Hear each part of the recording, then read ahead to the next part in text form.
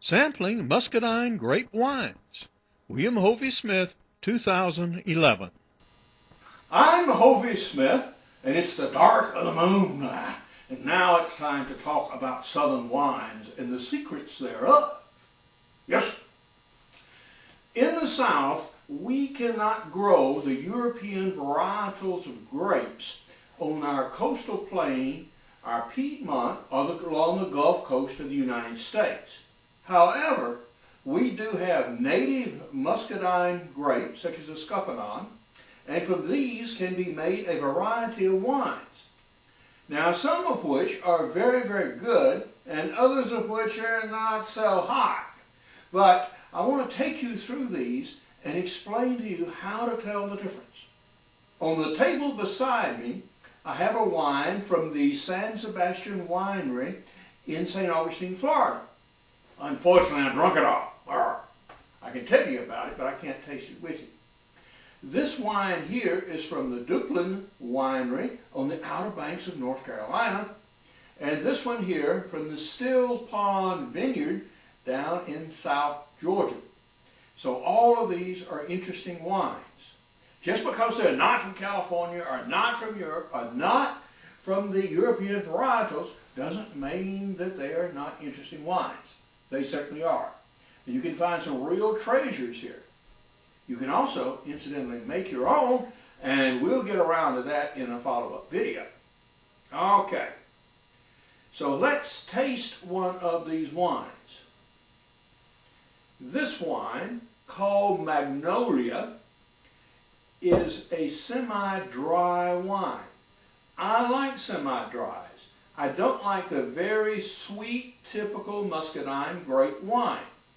Now, this is the wine that we Southerners are often used to drinking, and they frankly outsell the dry wines. Personally, I like the dry wines. There's nothing wrong with liking what you like. By all means, drink what tastes good to you. So, okay. Now, this is a wine I like, and we're going to give it a sniff, and we're going to give it a taste.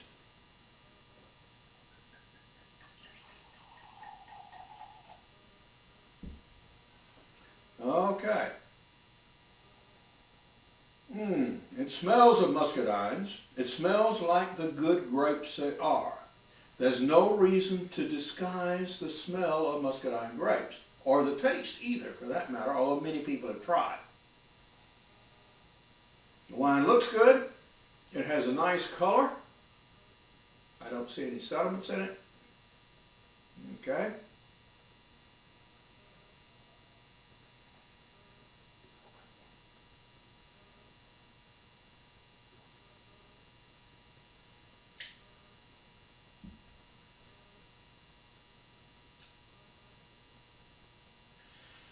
This is slightly sweet. It has a little acid to it. Smells nicely. This would go good with, say, a barbecue.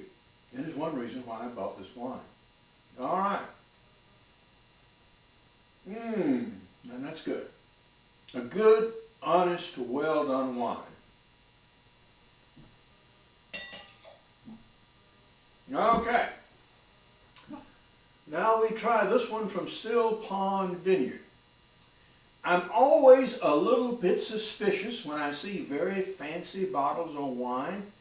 Sometimes it means that the vintner is actually trying to disguise a so-so product by just putting it in a pretty bottle. Colored bottles do help wines in that they help them resist aging. All wines will age, some to varying degrees. The fruit wines age faster than the grape wines as a rule. So, okay, let's try this one.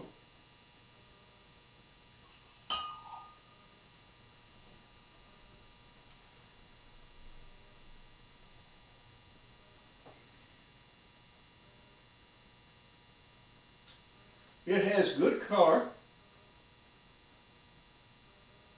A few bubbles. This wine is still alive. In short, the yeasty beasties are still working inside the bottle. It's not a sparkling wine, but there is a little work going on there. The nose is like that of the gift shop in a Cracker Barrel restaurant. It smells of peach, and it smells of a synthetic peach perfume. It's exactly what it smells like to me.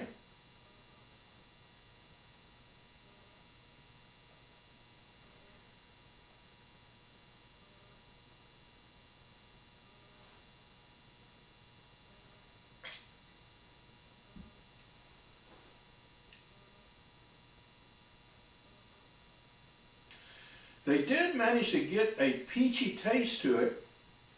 It has an almost bitter aftertaste, however. It tastes like the chemical product that it is.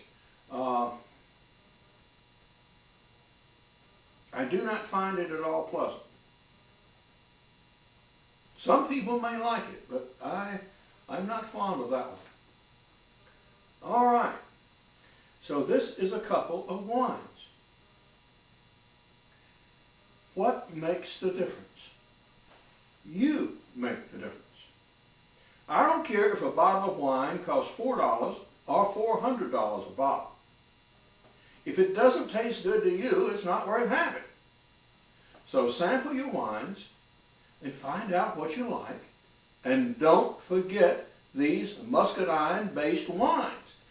So those of us who cannot go out to California and take the grand wine tour there can certainly have tours here closer to home, even if you go to the beach.